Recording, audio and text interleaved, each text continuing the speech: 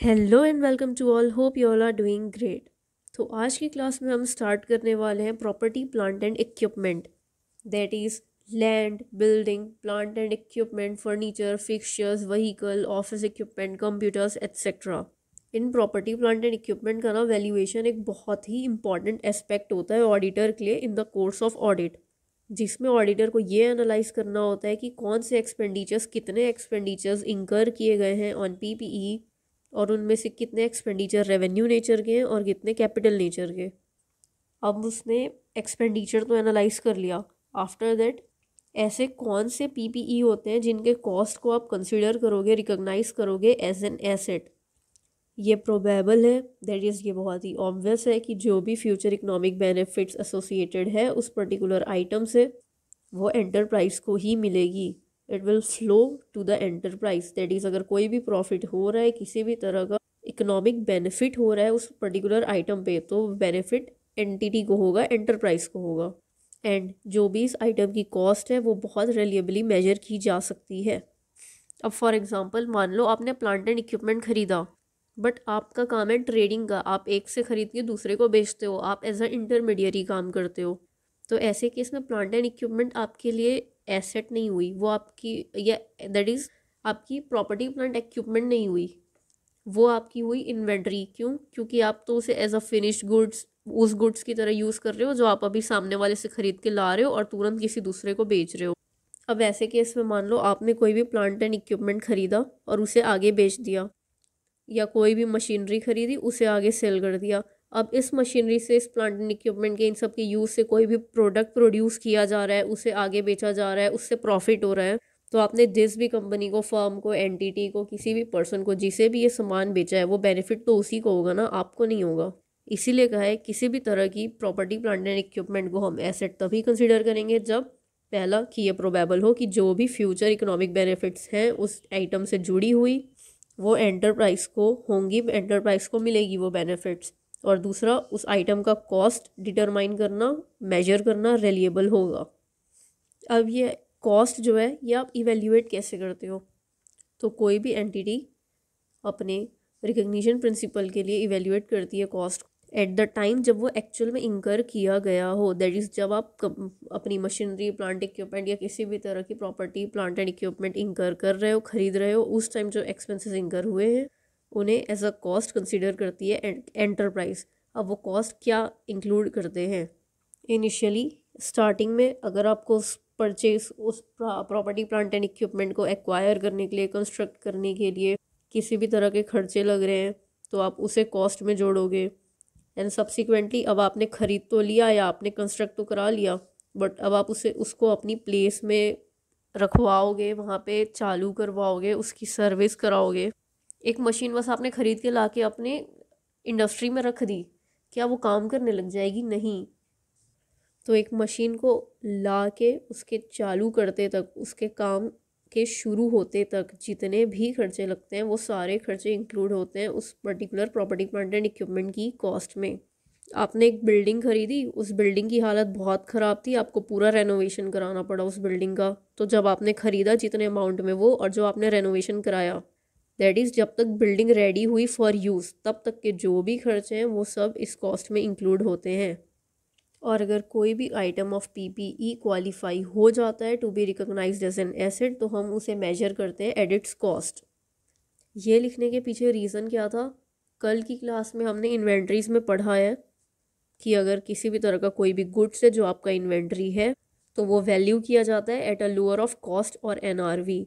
That's why यहाँ पे लिखा है कि अगर कोई भी पीपीई का आइटम क्वालिफाई हो जाता है to be recognised as an asset तो उसे कॉस्ट पे ही मेजर किया जाएगा। क्या क्या एलिमेंट्स होते हैं कॉस्ट के? जो आपकी परचेज प्राइस है इंक्लूडिंग इंपोर्ट ड्यूटीज़ या कोई भी non refundable taxes after deducting trade discount and rebates. कोई भी ऐसा कॉस्ट जो डायरेक्टली एट्रीब्यूटेबल है to bringing the asset to the location, that is आपने परचेज किया, दिल्ली से आपको एसेट चाहिए मुंबई में, तो जो ट्रांसपोर्ट के चार्जेस लगे हैं ना, किसी भी चीज़ को, मशीन मान लो, अगर मशीन खरीदी है तो मशीन को अपनी प्लेस पे, अपनी लोकेशन पे पहुंचाने के लिए जो भी कॉस्ट लगी है वो भी इंक्लूड होगी। या आपने मशीन मंगवा तो ली, बट उस मशीन को ना चालू करने के लिए, उसका ऑपरेशन स्टार्ट करने के लिए अलग से आपको कुछ चीज़ें करानी पड़ रही हैं, कुछ एक्स्ट्रा चीज़ें इंस्टॉल करानी पड़ रही है just for that particular machine, उसको ऑपरेट कराने के लिए, तो वो कॉस्ट भी इंक्लूड होंगी। Initial estimate of the cost of dismantling which is also known as decommissioning. मान लो मिस्टर एक्स ने वाई से एक जगह रेंट पे ली। अब वाई ने बोला आपको इसको जैसे यूज़ करना है करो, यहाँ पे जो इंस्टॉल करना है मशीनरी जो भी करना है करो, बट एट लास्ट जब मुझे ये जगह वापस मिलेगी तो मुझे ये जगह पहले जैसी चाहिए। तो अब आप जब ये मशीन ख़रीद के ला रहे हो और ये मशीन यहाँ इंस्टॉल कर रहे हो ना, अब फॉर एग्जांपल इस मशीन के लिए आपको यहाँ पे एकदम हाई वोल्टेज का कुछ सर्किट लगवाना पड़ रहा है और 10 तरह की चीज़ें लगवानी पड़ रही है ताकि ये मशीन सही से काम करे। और आपको पता है कि आज से 2 साल बाद मुझे ये जगह इसको वापस देनी है, मेरा सिर्फ 2 साल का एग्रीमेंट है। तो आप इसे परचेज़ करते वक्त ही कुछ एस्टिमेट बना लोगे उन कॉस्ट का जो आपको लगेंगी 2 साल बाद इस मशीन को यहाँ से हटाने के लिए। अब यहाँ से हटा के कहीं तो लेके जाओगे, इसको हटाने के चार्जेस लगेंगे, इसके लिए जो 100 चीज़ें लगवाई हैं वो हटाने की चार्जेस लगेंगी, दैट इज़ डिसमेंटलिंग की चार्जेस लगेंगी। तो जो भी इनिशियल एस्टीमेट बनाया जाता है इस कॉस्ट ऑफ डिसमेंटलिंग का, वो भी इंक्लूड होता है हमारी आइटम की कॉस्ट में। अब जैसा कि अभी हमने सेकंड पॉइंट में पढ़ा, ऐसा कोई भी कॉस्ट जो डायरेक्टली एट्रीब्यूटेबल है टू द एसेट। तो क्या होते हैं ये directly attributable costs? Some of the examples: cost of employ benefits arising directly from the construction और एक्विजिशन ऑफ द आइटम। आपने कोई मशीनरी मंगवाई, अब उस मशीन को रन करने के लिए आपको ना एक पर्टिकुलर एक एम्प्लॉय सिर्फ उस मशीन के लिए लाना पड़ रहा है जिसे उस मशीन को रन करना आता हो। दैट इज़ अगर वो मशीन ना होती आपको वो एम्प्लॉय नहीं रखना पड़ता, आपके उसका कॉस्ट नहीं लगता। तो अब ये कॉस्ट डायरेक्टली एट्रीब्यूटेबल होगा। कॉस्ट ऑफ साइट प्रिपरेशन: अभी तक आपका काम इस इंडस्ट्री में, आपकी इस फैक्ट्री में बहुत सही से चल रहा था, आपको इस फैक्ट्री में कुछ भी चेंजेस नहीं करने पड़ रहे थे, बट जस्ट बिकॉज अभी आपने एक नई मशीन खरीदी आपको 10 तरह की चेंजेस यहाँ पे करनी पड़ रही हैं। आपको चाहिए कि यहाँ पे वाटर कनेक्शन हो, यहाँ पे एक बहुत ही अच्छा हाई वोल्ट का इलेक्ट्रिसिटी कनेक्शन हो, उससे जो भी वेस्टेज प्रोड्यूस हो रहा है उसको लेके आपको एक टैंक बनाना पड़ रहा हो, आपको 100 चीज़ें यहाँ पे चेंजेस करनी पड़ रही हो। तो जो भी इस साइट की प्रिपरेशन के लिए कॉस्ट लगता है वो डायरेक्टली एट्रीब्यूटेबल होता है। Initial delivery and handling cost: आपने मशीन मंगवाई, उसके डिलीवर के चार्जेस, और डिलीवर होके फिर उसे जब उतार के रखा गया तो उसके लिए भी अलग से चार्ज करते हैं लोग, that is loading unloading charges. फिर अब मशीन आई, मशीन का इंस्टॉलेशन, आपने मशीन मंगवा ली, आपको उसे इंस्टॉल करना नहीं आता था, उसके लिए फिर कोई एक नया इंसान आ रहा है, उसकी जो भी कॉस्ट है। Then cost of testing whether the asset is functioning properly, deducting the net proceeds from selling any items produced while bringing the asset to the location. अब एक मशीन आई, इंस्टॉल भी हो गई, उसके बाद आपने इसको टेस्ट किया कि ये सही से काम कर रहा है या नहीं। तो जो ये आप टेस्ट कर रहे हो ना, इस पे जो कॉस्ट लग रहा है वो आप इंक्लूड करोगे। मान लो वो कॉस्ट लगा 100 रुपये। अब आपने टेस्ट किया, टेस्ट करोगे कैसे, कोई गुड प्रोड्यूस करके देखोगे ना। तो अब आपने यहाँ से प्रोड्यूस कर ली 4 क्वांटिटी किसी भी गुड्स की जो बिक गए आपके 80 रुपये में, तो अब आप यहाँ पे कॉस्ट ऐड करोगे 20 रुपये। तो वही लिखा है टेस्टिंग का जो कॉस्ट है आफ्टर डिडक्टिंग जो भी नेट प्रोसीड आ रहे हैं from selling of any item produced while bringing the asset to the location and condition. और अगर किसी भी तरह की प्रोफेशनल फ़ीस दी जा रही है, ये सारी कॉस्ट ऐड होते हैं डायरेक्टली हमारी आइटम की कॉस्ट पे, ये डायरेक्टली एट्रीब्यूटेबल होते हैं हमारी आइटम को, क्योंकि इन सब कॉस्ट को इंकर किए बिना आपका आइटम काम का हो ही नहीं सकता। जब तक ट्रांसपोर्ट करके अपनी प्लेस में लाओगे नहीं, उसे चलाओगे कैसे? जब तक उसे इंस्टॉल नहीं कराओगे आप उससे यूज़ कैसे करोगे? Then comes example of those cost जो कि आपकी प्रॉपर्टी प्लांट एंड इक्विपमेंट के कॉस्ट में इंक्लूड नहीं होते हैं। Cost of opening a new facility और बिजनेस: अब आपकी एक फैक्ट्री थी नोएडा में, आप दूसरी खोल रहे हो गुड़गांव में। अब इस फैक्ट्री के लिए आपने लाई मशीन, तो अब आप ये बोल दोगे क्या कि ये मशीन ला रहे थे इसलिए नई फैक्ट्री खोलनी पड़ी? नहीं, आपने नई फैक्ट्री खोली, कोई नई फैसिलिटी, कोई नया बिजनेस खोला, इसलिए आपने मशीन खरीदा। अब आप इसके कॉस्ट को अपने मशीन की कॉस्ट में ऐड नहीं कर सकते। Cost of introducing a new product और service including cost of advertising and promotional activities: अब आप मार्केट में कोई नया प्रोडक्ट लॉन्च कर रहे हैं, कोई नई सर्विस इंट्रोड्यूस कर रहे हैं, उसके लिए आपको एडवर्टाइजमेंट करनी पड़ रही है, प्रमोशनल एक्टिविटीज़ करनी पड़ रही है। तो क्या इसके कॉस्ट को आप अपने प्रॉपर्टी प्लांट एंड इक्विपमेंट में ऐड करोगे? आपको पढ़ के ये लॉजिकल नहीं लगेगा। Cost of conducting business in a new location और with a new class of customer: आप एक लोकेशन में ऑलरेडी काम कर रहे थे, आप यहाँ से उठ के दूसरी लोकेशन में शिफ्ट कर रहे हैं, इसलिए आपको चेंजेस करनी पड़ रही है, इसलिए नहीं कि आपके पास कोई मशीन है। तो ये कॉस्ट भी इंक्लूड नहीं होगी हमारे पीपीई के कॉस्ट में। देन जो भी एडमिनिस्ट्रेशन और अदर जनरल ओवरहेड कॉस्ट होते हैं वो भी इंक्लूड नहीं होते हैं। और इसी रीज़न से जो भी एक्सपेंसेस हैं वो अच्छी तरह से एनालाइज और प्रॉपरली क्लासीफाइड होने चाहिए। जो रेवेन्यू एक्सपेंसेस होते हैं वो स्टेटमेंट ऑफ पीएनएल में चार्ज किए जाते हैं, revenue expenses like regular repair on assets. वहीं कैपिटल एक्सपेंसेस कॉस्ट में ऐड हो जाते हैं। तो चलो let's study audit procedures that are required to be undertaken while auditing tangible fixed assets, that is basically property plant and equipment। PPE की existence के लिए आप क्या चेक करोगे? सबसे पहले ये रिव्यू करो कि एंटिटी कैसे परफॉर्म करती है अपना फिजिकल वेरिफिकेशन ऑफ पीपीई। क्या खुद के स्टाफ से कराती है, किसी थर्ड पार्टी से कराती है, क्या पॉलिसी है उनकी फॉर दिस वेरिफिकेशन, क्या वो वंस इन अ ईयर किया जाता है या ट्वाइस थ्राइस कब, या 2 साल में एक बार, 3 साल में एक बार, कब और कैसे। और जब भी ये फिज़िकल वेरिफिकेशन परफॉर्म किए जा रहे हैं तो उसके अप्रोप्रिएट सुपरवाइज किया जा रहा है, इस बात का एविडेंस ऑब्टेन करो। एंड देन ऑब्टेन करो पीपीई के फिजिकल वेरिफिकेशन की जो रिपोर्ट है, जो कि सपोर्टेड है by working sheds. And then उसमें परफॉर्म करो कुछ following procedures such as assess करो, चेक करो कि जितने भी पीपीई के आइटम्स हैं वो प्रॉपर्ली टैग्ड किए गए हैं, कैरी करते हैं वो एक आइडेंटिफिकेशन मार्क, नंबर या physical verification work paper, capture करते हैं उन एसेट्स के आइडेंटिफिकेशन नंबर को for asset physically verified. That is जैसे ही एसेट्स वेरीफाई होते जाते हैं उन पे टैग किया जाता है कि हाँ ये चेक हो गया, ये भी चेक हो गया। तो ये चेक करो कि क्या अच्छी तरीके से प्रॉपर वे पे ये टैगिंग की गई है या नहीं। फिर रिकंसाइल करो, दैट इज़ मिलाओ आइटम्स ऑफ पीपीई एज जो आपके पास फिजिकल वेरिफिकेशन की रिपोर्ट है वो, और दूसरा जो रजिस्टर एंटिटी मेंटेन करती है ऑफ इट्स फिजिकल एसेट, उस रिपोर्ट को और उस रजिस्टर को दोनों को रिकंसाइल करो और ये वेरीफाई करो कि क्या अगर किसी भी तरह का एडिशन हुआ है पीपीई में तो वो अपडेट किया गया है या नहीं फिक्स एसेट की रजिस्टर पे, और सारे एसेट्स की अच्छी तरीके से काउंटिंग हुई है या नहीं, दैट इज़ फिजिकली वेरीफाई किया गया है या नहीं। वेरीफाई करो कि क्या किसी भी तरह की डिस्क्रिपेंसी देखी गई है फिजिकल वेरिफिकेशन के वक्त, और अगर देखी गई है तो किस मैनर पे उन डिस्क्रिपेंसीज से डील किया गया है। दैट इज़ फॉर एग्जांपल मान लो किसी भी तरह का शॉर्टेज या कोई ऐसा एसेट दिख गया जो वर्किंग कंडीशन पे नहीं है, तो क्या उसे डिलीट किया गया इन बुक्स ऑफ अकाउंट्स, उसे एसेट से हटाया गया है इन बुक्स ऑफ अकाउंट। अब वो डायरेक्ट तो कोई भी हटा नहीं सकता, क्या वो डिलीशन किया गया है with the approval of entities management. और जो अमाउंट डिलीट किया गया, जैसे मान लो आपके पास 1 CR की एसेट है, उसमें से 10 लाख की जो है ना आपको दिख रही है फिजिकल वेरिफिकेशन के वक्त कि ये ऑब्सोलीट हो चुकी है, ये इस अब वर्किंग कंडीशन पे नहीं रह गई। तो सबसे पहले तो ये वेरीफाई करो कि क्या ये डिलीशन किया गया है बुक्स ऑफ अकाउंट्स में। अब यहाँ पे 90 लाख शो किया जा रहा है और ये deletion with the approval of entities management किया गया है या नहीं। और अभी तक जो इस 10 लाख की मशीन का डेप्रिसिएशन चार्ज किया जा रहा था, क्या उसे चार्ज होने से अब रोका गया है from the date of deletion. And here we are done with the existence assertion. Our next assertion is completeness. For completeness सबसे पहले तो वेरीफाई करो कि अगर किसी भी तरह का मूवमेंट है पीपीई में तो वो सही तरीके से रिकॉर्ड कंपाइल किया गया है या नहीं। That is opening balance plus किसी भी तरह का एडिशन हुआ है या डिलीशन हुआ है during the period is equals to closing balance, ये मैच होना चाहिए। अब आपके हिसाब से जो क्लोजिंग बैलेंस आ रही है उसे टैली करो उस क्लोजिंग बैलेंस से जो एंटिटी शो कर रही है अपने बुक्स ऑफ अकाउंट्स में। चेक करो arithmetical accuracy of movement in PPE schedule, अगर किसी भी तरह का एडिशन डिलीशन हुआ है तो उसकी अरिथमेटिकल एक्यूरेसी को चेक करो। टैली करो ओपनिंग बैलेंस को पिछले साल की ऑडिटेड फाइनेंशियल स्टेटमेंट से for additions during the period under audit.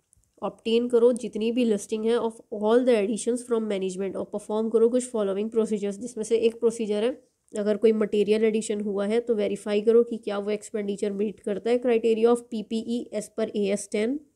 That is क्या जो कॉस्ट शो की जा रही है वो कॉस्ट इंक्लूड करती है उन प्राइसेस को, उन कॉस्ट को जो इंकर की गई है initially at the time of acquiring या constructing an item of PPE, या अगर सब्सिक्वेंटली उसमें कोई एडिशन या कोई पार्ट रिप्लेस किया गया है या उस पर कोई भी सर्विस कराई गई है तो उस कॉस्ट को वेरीफाई करो कि उस पीपीई का जो कॉस्ट है वो एज़ पर AS 10 है।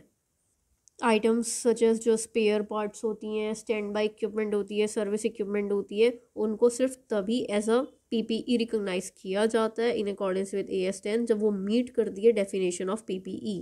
अदरवाइज ऐसे आइटम्स को क्लासीफाई किया जाता है एज इन्वेंट्री। और ये इंश्योर करो कि एंटिटी किसी भी तरह की जो रोज़ सर्विसिंग कॉस्ट लग रही है उसे अपने आइटम की कॉस्ट में इंक्लूड नहीं कर रही है। ये अभी जस्ट हमने पढ़ा जब हम एग्जांपल्स देख रहे थे उन कॉस्ट के जो ऐड नहीं होंगे हमारी पीपीई के कॉस्ट में। टेस्ट करो परचेज इनवॉइस को, installation certificate, report, other similar document, जिससे वेरीफाई कर पाओगे डेट ऑफ एडिशन, कब ये एडिशन किया गया है for all samples of PPE during the period under audit. और वेरीफाई करो कि अगर कोई भी एडिशन किया गया है तो क्या वो अप्रूव्ड किया गया है बाय ऑथोराइज्ड पर्सनल। वेरीफाई करो कि proper internal procedures like inviting competitive quotation, floating tenders, ये सारी प्रोसीजर्स परफॉर्म की गई है prior to finalising the vendor for procuring items of PPE.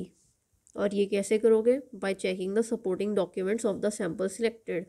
अब ये तो हो गई एडिशन की बात। और अगर किसी भी तरह का डिलीशन किया गया है ना प्रॉपर्टी प्लांट एंड इक्विपमेंट में, तो अंडरस्टैंड करो, समझो कि क्या रीज़न था उस डिलीशन के पीछे और किस मैनर पे वो डिस्पोजल किया गया है। और अगर ऐसा हुआ है तो ऑब्टेन करो मैनेजमेंट से अप्रूवल और एक डिस्कार्ड नोट जो ऑथराइज करता है, जो ये बताता है कि हाँ डिस्पोजल किया गया है of an asset from its active use. और जैसे एडिशन के लिए वेरीफाई करना था कि ऐसे ही डायरेक्ट किसी से भी खरीद लिया, ये प्रॉपर कोटेशन मंगाई गई, टेंडर्स भरे गए, क्या किया गया, वैसे ही फॉर डिलीशन ऑल्सो वेरीफाई करो कि क्या सारे प्रोसेस जो भी होते हैं वो फॉलो किए गए।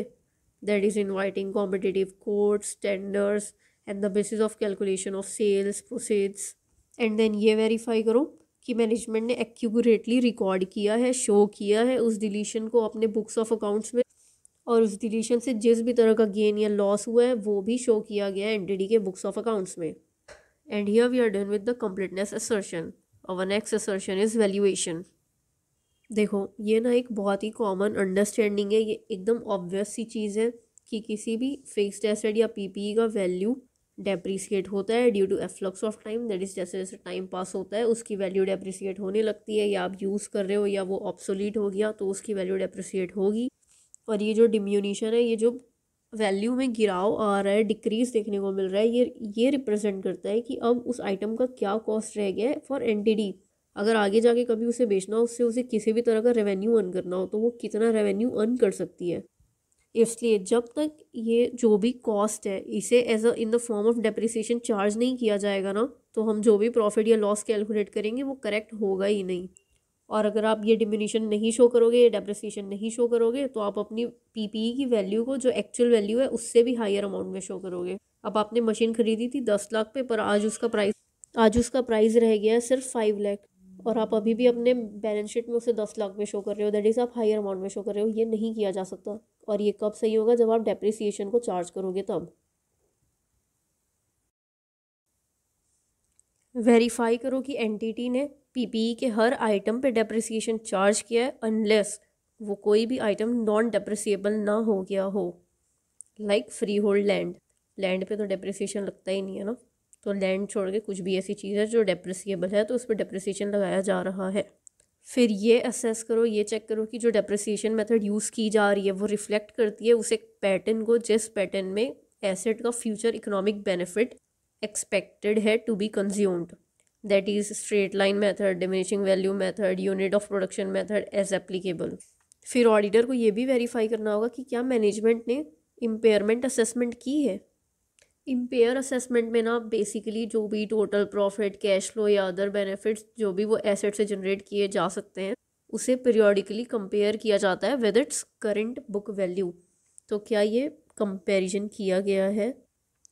And if yes, then determine whether an item of PPE equipment is impaired as per the requirement of AS28, impairment of assets, जहाँ पे इस impairment word का मतलब होता है permanent reduction in the value of a company's asset. Our next assertion is rights and obligation.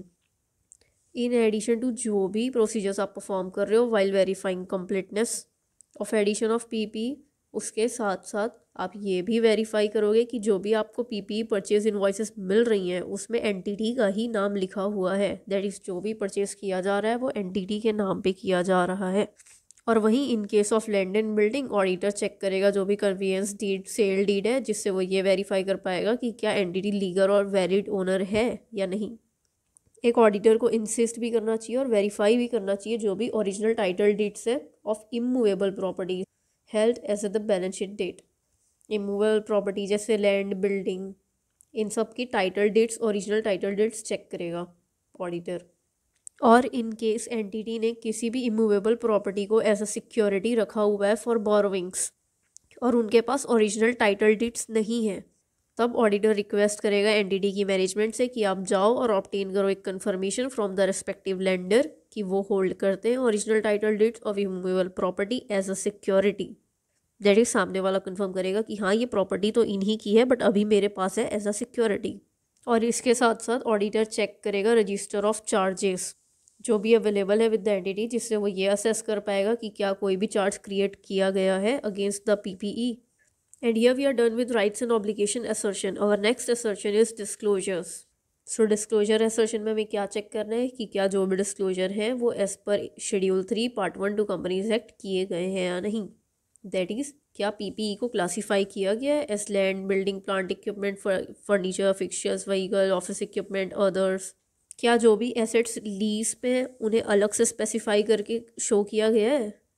क्या reconciliation of gross net carrying value of each asset जो beginning में है, एंड में है, रिपोर्टिंग पीरियड के, वो अलग से डिस्क्लोज किया गया है। और अगर किसी भी तरह का एडिशन, डिस्पोजल, एक्विजिशन किया है तो क्या वो डिस्क्लोज किया गया है।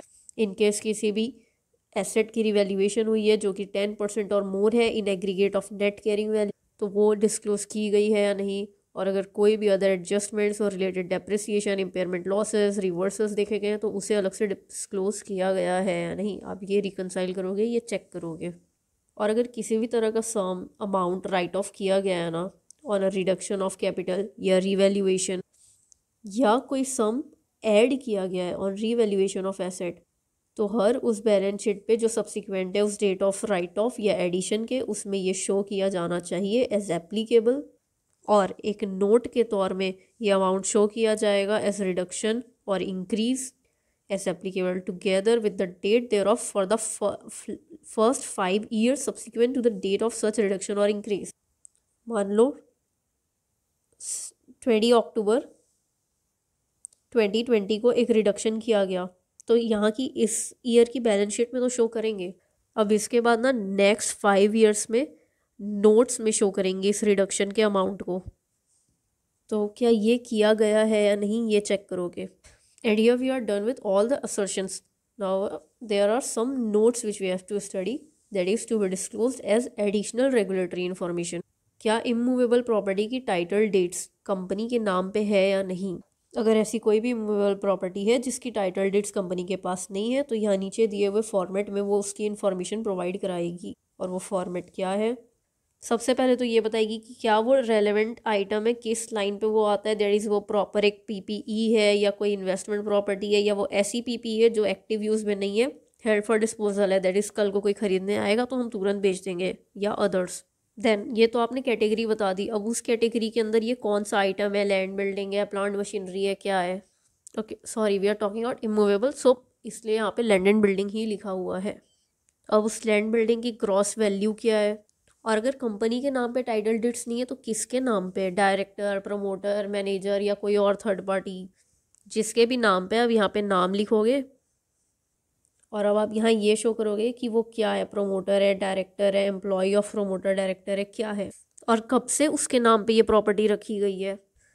और ये क्या क्या रीज़न है कि ये इसके नाम पे प्रॉपर्टी रखी गई है, कंपनी के नाम पे नहीं। और अगर कोई डिस्प्यूट चल रहा है कंपनी और इस पर्टिकुलर पर्सन के बीच में तो वो भी इंडिकेट करोगे। तो सबसे पहले हमें क्या बताना है, डिस्क्रिप्शन ऑफ आइटम, लैंड है, बिल्डिंग है, क्या है, किस कैटेगरी में आता है, उसकी ग्रॉस वैल्यू क्या है, किसके नाम पे, और जिसके नाम पे वो कंपनी का क्या है, डायरेक्टर, प्रमोटर, एम्प्लॉय, कब से उसके नाम पे है और क्यों उसके नाम पे है, कंपनी के नाम पे क्यों नहीं है। रिलेटिव भी यहाँ पे इंक्लूडेड है, रिलेटिव ऑफ प्रमोटर डायरेक्टर। जहाँ पे रिलेटिव का मतलब है relative as defined in companies act 2013, और प्रमोटर भी जो defined as promoter in companies act 2013। अगर किसी भी तरह का रिवैल्यूएशन किया गया है तो कंपनी को ये डिस्क्लोज करना होगा कि क्या वो रिवैल्यूएशन बेस्ड है on the valuation by registered valuer, या ऐसे ही अपना मन किया और वैल्यू बढ़ा के लिख दी। And in case of capital work in progress कुछ एजिंग शेड्यूल्स दिखाने होंगे। कैपिटल वर्क इन प्रोग्रेस का एजिंग शेड्यूल, कौन से ऐसे प्रोजेक्ट्स हैं जो आपके प्रोग्रेस में, कौन से ऐसे प्रोजेक्ट्स हैं जो टेम्पररीली सस्पेंडेड है। आप कैपिटल वर्क इन प्रोग्रेस में ना एक एग्जांपल ले सकते हो, जैसे एक मशीनरी है जो आप खुद ही मैन्युफैक्चर कर रहे हो, जो आपको यूज़ करनी है। दैट इज़ आपका एक प्रोजेक्ट है कि हमें ये मशीन बना के कंप्लीट करनी है। तो कौन सा ऐसा प्रोजेक्ट है जो प्रोग्रेस में है, और कौन सा ऐसा प्रोजेक्ट है जिसको अभी टेम्पररीली कुछ टाइम के लिए सस्पेंड कर दिया गया है। ये प्रोग्रेस में फ्रॉम लेस देन 1 ईयर, या इसे लेस देन 1 ईयर के लिए टेम्पररी सस्पेंड किया गया है, 1 to 2 years, 2 to 3 years और मोर देन 3 years। ईयर के बेसिस पे इतना डिवाइड करेंगे और यहाँ पे टोटल लिखेंगे अमाउंट। लेस देन 1 ईयर में 1 करोड़ का है, 1 और 2 ईयर में 10 लाख का है, कितने कितने अमाउंट का है, और फिर यहाँ पे वो टोटल अमाउंट शो करेंगे। और जो ये टोटल अमाउंट है वो मैच करना चाहिए हमारे capital work in progress amount in the balance sheet से। अच्छा, यहाँ पे आप शो कर रहे हो amount in CWIP for a period of less than 1 year, 1 और 2 ईयर, 2 to 3 ईयर। कुछ मशीनरी ऐसी होती है जो 1 साल के अंदर बन सकती है, कुछ मशीनरी में आपको इतना ज़्यादा काम करना पड़ता है, इतना उसके लिए पार्ट्स स्पेयर्स लगते हैं कि उसको बनाने में 2 साल लग सकते हैं, 3 साल लग सकते हैं। तो ऐसा आपका कौन सा प्रोजेक्ट है, कितने टाइम के लिए लग रहा है, आप यहाँ पे उसका टाइम दिखाओगे। वहीं अगर ऐसा कोई WIP है, कैपिटल WIP, जिसका कंप्लीशन ओवर ड्यू है या उसका कंप्लीशन एक्सीड कर चुका है, जो actual cost compare to its original plan, जो आपने प्लान बनाया था उससे कॉस्ट उसका एक्सीड कर चुका है, तो ऐसे work in progress, capital work in progress के केस में आप डिस्क्लोज करोगे। मान लो ऐसे 2 प्रोजेक्ट्स हैं, जितने भी प्रोजेक्ट्स हैं पहले आप प्रोजेक्ट नंबर्स शो करेंगे, देन वो बहुत टाइम से ओवर ड्यू है, तो अब आप प्लान बना के रखे हो, इसको विद इन 1 ईयर तो हम कंप्लीट करके रहेंगे, इसको विद इन 2 ईयर, 3 ईयर या मोर देन 3 ईयर। तो यहाँ पे आप उन प्रोजेक्ट्स का अमाउंट लिखोगे जिनके लिए तो आपने बना ही लिया है, अब सोच लिया कि अब बहुत टाइम एक्सीड हो गया, बहुत अमाउंट एक्सीड हो गया, अभी बस करो, अब इसको with in 1 year, with in 2 year, 3 year या मोर देन 3 ईयर हम ख़त्म करके ही रहेंगे, बना के रहेंगे। और जिन प्रोजेक्ट्स पे एक्टिविटी सस्पेंड कर दी गई है उन्हें सेपरेटली डिस्क्लोज करेंगे। And here we are done with PPE caption. Our next caption is intangible assets. Intangible assets क्या होते हैं? Goodwill, brand, trademarks, computer software, patents etcetera. एक इंटेंजिबल एसेट क्या होता है? ये वो आइडेंटिफाइबल नॉन मॉनेटरी एसेट होता है जिसकी कोई फिजिकल एग्जिस्टेंस नहीं होती है, बट वो हेल्ड फॉर यूज़ होता है। या तो आप प्रोडक्शन में यूज़ करते हो, सप्लाई ऑफ गुड्स में यूज़ करते हो, या आप दूसरों को रेंटल सर्विस प्रोवाइड करने के लिए यूज़ करते हो, या एडमिनिस्ट्रेटिव पर्पस के लिए। जितनी भी एंटरप्राइजेज होती है ना, वो फ्रिक्वेंटली अपने रिसोर्सेज को स्पेंड करती है on the acquisition, development and maintenance और enhancement of a intangible asset such as scientific or technical knowledge, design and implementation of new process or systems, license, intellectual property, market knowledge, trademark, including brand names, publishing titles।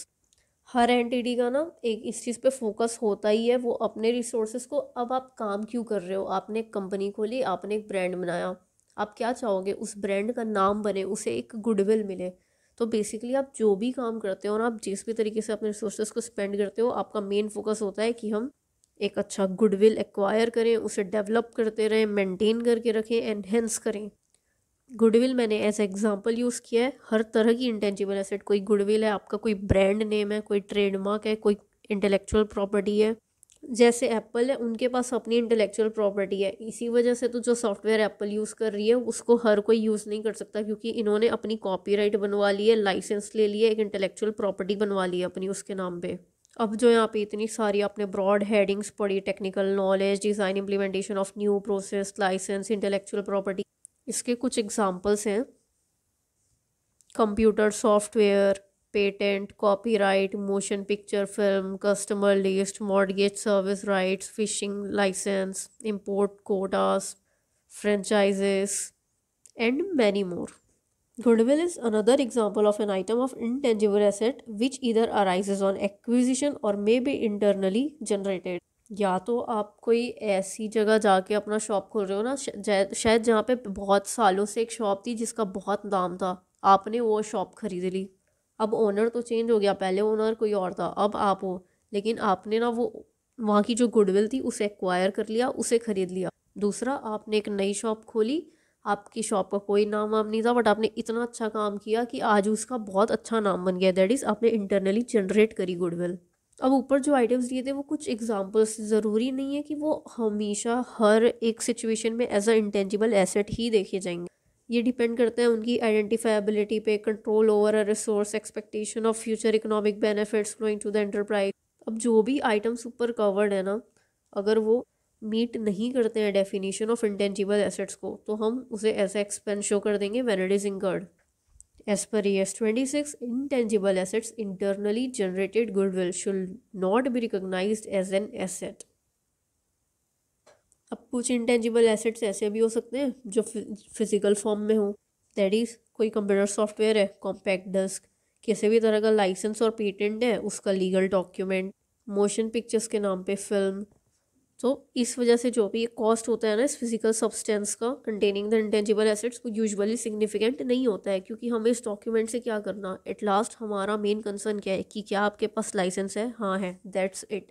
But फिर भी ये as ये physical substance में available है तो ये intangible asset हुए, पर फिर भी इन्हें इंटेंजिबल कंसिडर किया जाता है as they form a part of intangible assets, क्योंकि ये लीगल डॉक्यूमेंट एट लास्ट यही तो कंफर्म कर रहे हैं ना कि आपके हाथ में आपके पास एक इंटेंजिबल एसेट है या नहीं। कुछ केसेस ऐसे होते हैं ना जहाँ पे इंटेंजिबल और टेंजिबल एसेट्स को सेपरेट करना डिफ़िकल्ट होता है। दैट इज़, मान लो आप ऐसा कोई कंप्यूटर यूज़ कर रहे हो, ऐसा कोई computer controlled machine tool use कर रहे हो जो बिना कंप्यूटर सॉफ्टवेयर के चल नहीं सकता सही से, उसको रन करने के लिए एक स्पेसिफिक सॉफ्टवेयर लगेगा, वो उसका एक इंटीग्रल पार्ट है ऑफ रिलेटेड हार्डवेयर। तो ऐसे केस में आप इस कंप्यूटर सॉफ्टवेयर को भी ट्रीट करोगे ऐसा फिक्स्ड एसेट, क्यों? क्योंकि इस सॉफ्टवेयर को और इस मशीन टूल को अलग अलग करके देखना पॉसिबल नहीं है, क्योंकि इसके बिना तो ये चल ही नहीं सकता। वहीं जहाँ पे ये सॉफ्टवेयर इंटीग्रल पार्ट नहीं होगा किसी रिलेटेड हार्डवेयर का, तब ऐसे केस में हम इस कंप्यूटर सॉफ्टवेयर को ट्रीट करेंगे एज इंटेंजिबल एसेट।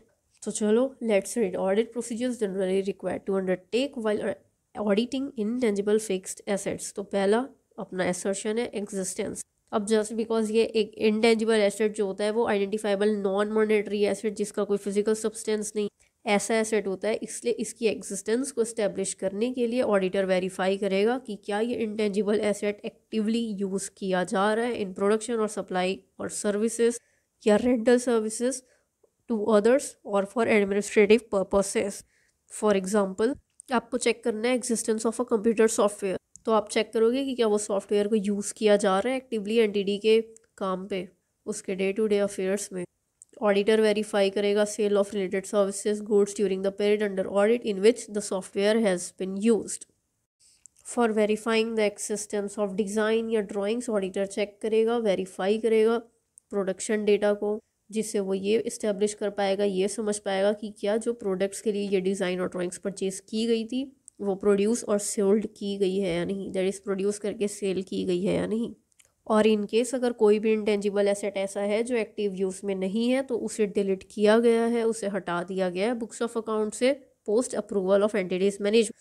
और अभी तक जो भी उसमें अमोर्टाइजेशन चार्ज किया जा रहा था अब वो रोक दिया गया है, क्यों? क्योंकि आपने अब तो उसे एज अ एसेट ही डिलीट कर दिया है, तो उस पर अब अमोर्टाइजेशन कैसे चार्ज करोगे? और next assertion is completeness. So again जैसे पीपीई के लिए हमने कंप्लीटनेस में क्या देखा था, उसका opening balance plus addition minus deletion should be equal to closing balance. Likewise intangible assets के लिए भी हम यही देखेंगे और फिर टैली करेंगे जो भी क्लोजिंग बैलेंस हम कैलकुलेट कर रहे हैं और जो एनटीडी के बुक्स ऑफ अकाउंट्स में दिया है वो सेम है या नहीं, और देन चेक करोगे उसकी arithmetical accuracy in the moment of intangible asset schedule. और अगर किसी भी तरह का एडिशन किया गया है तो ऑब्टेन करो listing of all additions, that is जो भी अभी हमने टेंजिबल दैट इज़ पीपीई में पढ़ा ऑलमोस्ट पूरा सेम है इंटेंजिबल में भी, बस वहाँ पे अगर डेप्रिसिएशन हो रहा था तो यहाँ पे अमोर्टाइजेशन है, वहाँ पे एएस दूसरा लागू हो रहा था, यहाँ पे एएस दूसरा लागू हो रहा है। वहाँ पे भी कंप्लीटनेस में सबसे पहले आपने क्या चेक किया था, opening balance plus addition minus deletion is equal to closing balance. फिर सेकंड आपने अरिथमेटिकल एक्यूरेसी चेक की। फिर थर्ड अगर किसी भी तरह का एडिशन हो रहा है तो आपने सारी लिस्टिंग्स ऑब्टेन कर ली। और अगर किसी भी तरह का मटेरियल एडिशन किया गया है तो वेरीफाई करो कि क्या वो एक्सपेंडिचर मीट करता है criteria of recognition of an intangible asset as per AS26। ये इंश्योर करो कोई भी इंटेंजिबल एसेट जो अराइज हो रहा है out of research, that is जिस पे अभी तक रिसर्च चल रही है, वो रिसर्च फेज में है, उसे रिकॉग्नाइज नहीं किया गया है, और जो भी एक्सपेंडिचर हो रहा है इस रिसर्च में उसे रिकॉग्नाइज किया गया है as a expense when it is incurred. और अगर एंटिटी ये बोल रही है कि अब वो रिसर्च फेज में नहीं है, अब हम उसे यूज़ कर रहे हैं, तो चेक करो सर्टिफिकेट रिपोर्ट्स या अदर सिमिलर जो भी डॉक्यूमेंट्स है जो मेंटेन की जा रही है by the entity to verify कि कौन से डेट से ये इंटेंजिबल एसेट यूज़ की जा रही है, जिसे आप लिंक करके देख सको with the date of commencement of commercial production economic use to the entity for all addition during the period under audit. और अगर ऐसी कोई भी एडिशन की गई है तो वेरीफाई करो कि क्या वो वेरिफिकेशन अप्रूव्ड की गई है बाय अप्रोप्रिएट एंटिटीज़ पर्सनल, और क्या ऐसे ही कहीं से भी एक्वायर कर लिया इंटेंजिबल एसेट या प्रॉपर प्रोसीजर्स फॉलो किए हैं लाइक इनवाइट की competitive quotation proper tender before finalising the vendor for procuring items of intangible asset. और ये कैसे करोगे? By testing those documents on a sample basis. और अगर किसी भी तरह का डिलीशन हुआ है तो फिर मैनेजमेंट से रीज़न समझो उस डिलीशन के पीछे क्या रीज़न क्या रेशनल था और किस मैनर पे वो डिस्पोजल किया गया है। मैनेजमेंट से अप्रूवल ऑब्टेन करो, एक डिस्पोजल नोट ऑब्टेन करो जो ऑथराइज कर रहा है disposal of the asset from its active use. Verify करो कि क्या प्रोसेस फॉलो किए गए थे for sale of discard asset, for example invite competitive code standards and the basis of calculation of sales proceed. और फिर ये भी वेरीफाई करो कि मैनेजमेंट ने एक्यूरेटली रिकॉर्ड किया है उस डिलीशन को, और अगर डिलीट हो गया है कोई ऐसा इंटेंजिबल एसेट तो उससे एक्यूमुलेटेड अमोर्टाइजेशन को, और जो भी उसमें गेन या लॉस हुआ है उसके डिस्पोजल से उसे बुक्स ऑफ अकाउंट्स में रिकॉर्ड किया गया है, शो किया गया है। और next assertion is valuation. Again ये भी एकदम सेम है जो आपने अभी पीपीई में पढ़ा। एक इंटेंजिबल एसेट का वैल्यू डिमिनिश होता है due to efflux of time या उसके यूज़ और ऑब्सोलेंस होने के कारण, और ये डिमिनिशन रिप्रेजेंट करती है उस कॉस्ट को जो एंटिटी के पास है for earning revenue during a given period. और जब तक इस कॉस्ट को इन the form of amortisation charge नहीं किया जाएगा तब तक प्रॉफिट और लॉस सही तरीके से एसर्टेन नहीं करा जा सकता। और अगर ऐसा नहीं करोगे तो जो भी वैल्यू ऑफ इंटेंजिबल एसेट आप रिकॉर्ड करोगे वो हाइयर अमाउंट पे होगी जो एक्चुअल में एग्जिस्ट करती है उससे, जिसके लिए ऑडिटर को वेरीफाई करना हो कि एंटिटी हर एक इंटेंजिबल एसेट के लिए अमोर्टाइजेशन चार्ज कर रही है, और उसे वेरीफाई करना होगा कि जो भी अमोर्टाइजेशन मेथड यूज़ कर रहे हैं वो रिफ्लेक्ट करता है पैटर्न इन विच उस एसेट का फ्यूचर इकोनॉमिक बेनिफिट्स फ्लो हो सकता है या एक्सपेक्टेड है to be consumed. And then auditor ये भी वेरीफाई करेगा कि क्या मैनेजमेंट ने इम्पेयरमेंट असेसमेंट परफॉर्म की है एंड डिटरमाइन वेदर कोई ऐसा इंटेंजिबल एसेट है जो इम्पेयर्ड है फॉर द पर्पस। ऑडिटर ये वेरीफाई करेगा कि क्या एंटिटी ने AS-28 impairment of assets for determination of manner of reviewing the carrying amount of its intangible asset को फॉलो किया है या नहीं। Determining the recoverable amount of an asset to determine impairment loss if any. Our next obligation is rights and obligation. तो जो भी procedures हम completeness के लिए परफॉर्म करेंगे वो तो करनी है, उसके साथ एडिशन में फॉर इंटेंजिबल एसेट्स के लिए उनके राइट्स और ऑब्लिगेशन के लिए ऑडिटर वेरीफाई करेगा कि जितने भी एक्सपेंस इनवॉइस है परचेज कॉन्ट्रैक्ट्स है वो एंटिटी के नाम पे ही हैं, जो एंटाइटल करते हैं कि entity is the legal owner of the particular intangible asset. And our next assertion is disclosures. Ensure करो कि शेड्यूल 3 के पार्ट 1 के बेसिस पे ही सारी चीज़ें डिस्क्लोज की गई है। दैट इज़ इंटेंजिबल एसेट को क्लासीफाई करके शो किया है as goodwill, brands, trademarks, computer software, master heads, mining rights, copyrights, recipes, licence, others. और क्या एक रिकन्सिलेशन ऑफ क्रॉस और net carrying amount of each class of assets अलग से डिस्क्लोज की गई है at the beginning and end of the reporting period, जो शो करती है अगर किसी भी तरह की एडिशन, डिस्पोजल, एक्विजिशन की गई है इन इंटेंजिबल एसेट या किसी भी तरह का अमाउंट में चेंज हुआ है ड्यू टू रीवैल्यूएशन जो कि 10% और मोर है in aggregate of net carrying value, और अगर कोई भी अदर एडजस्टमेंट या रिलेटेड डेप्रिसिएशन या इम्पेयरमेंट लॉस या रिवर्सल देखा गया है तो ये सारी चीज़ें सेपरेटली डिस्क्लोज की गई है या नहीं। और अगर कहीं पे भी कोई सम राइट ऑफ किया गया ऑन रिडक्शन ऑफ कैपिटल और रिवैल्यूएशन ऑफ एसेट या कोई सम ऐड किया गया है ऑन रिवैल्यूएशन ऑफ एसेट, तो जिस भी साल ये डिलीशन, ये राइट ऑफ, ये एडिशन किया गया है उस साल की बैलेंस शीट में ये शो किया जा रहा है, और उसके आगे की for the first 5 years subsequent to the date of such reduction और इंक्रीज एज अ नोट दिखाया जा रहा है इन अवर फाइनेंशियल स्टेटमेंट जो भी रिडक्शन और इंक्रीज देखा गया था in an asset, and there are some notes जो कि डिस्क्लोज करने हैं हमें एज एडिशनल रेगुलेटरी इन्फॉर्मेशन। अगर कोई इंटेंजिबल एसेट है जो अंडर डेवलपमेंट है, दैट इज आपने रिसर्च कर लिया, अब रिसर्च फेज से वो आ गया डेवलपमेंट फेज में। अब उस डेवलपमेंट फेज में कौन से ऐसे प्रोजेक्ट्स हैं जो प्रोग्रेस में और कौन से टेम्परेरीली सस्पेंड कर दिए गए हैं, कौन से प्रोजेक्ट्स प्रोग्रेस में हैं लेस देन 1 ईयर के या 2 साल के या 2 से 3 साल के या मोर देन 3 ईयर्स के, उनका अमाउंट लिखना है और फिर उनका टोटल लिखना है। लाइकवाइज हमें सेम चीज़ जो भी टेम्परली सस्पेंड कर दिए गए हैं उनके बारे में लिखना है, और जो इसका टोटल आएगा वो मैच करना चाहिए, वो टैली करना चाहिए with the balance shown in balance sheet. और अगर कोई ऐसा इंटेंजिबल एसेट है जिसका कंप्लीशन ओवर ड्यू है या उसने एक्सीड कर दिया उसकी कॉस्ट जो आपने ओरिजिनल प्लान में बनाई थी उससे, तो उसके लिए आप डिस्क्लोजर दोगे कि अब आप क्या प्लान कर रहे हो कि उसे आप कितने टाइम के अंदर कंप्लीट कर ही दोगे। आप विद इन 1 ईयर जिसे कंप्लीट करना चाहते हो उसका अमाउंट जो आपने सोचा 1 से 2 साल के अंदर कंप्लीट करेंगे, जो 2 से 3 साल के अंदर कंप्लीट करेंगे, जो 3 साल से ज़्यादा भी लग सकता है, उन सब का अमाउंट्स अलग से शो करना है। और डिटेल्स ऑफ प्रोजेक्ट्स जो सस्पेंड कर दिए गए हैं वो भी अलग से सेपरेटली शो करने हैं, डिस्क्लोज करने हैं। Trade payables and other current liabilities को हम हमारी नेक्स्ट क्लास में डिस्कस करेंगे। आज के लिए इतना ही। Thank you and all the best.